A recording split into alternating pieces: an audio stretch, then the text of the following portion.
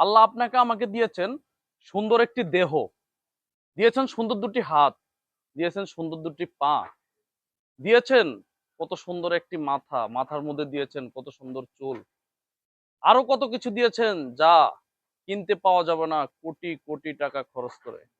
একবার অসুস্থ হলে বুঝতে পারবেন যে হাসপাতালে গেলে আপনার একটা ইনজেকশনের মূল্য, একটা মানুষ যখন স্ট্রোক করে, হার্ট স্ট্রোক করে, তখন একটা মানুষের একটা ইনজেকশন পুশ করতে ৮০ থেকে ৯০ হাজার টাকা, এমনকি ১ লক্ষ টাকাও লাগে।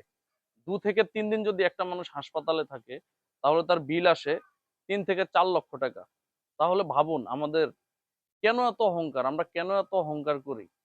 আমরা আজ আছি, কাল নাই। অথচ দেখেন আজকে আমরা কত অহংকার করি। অহংকার হচ্ছে পতনের মূল।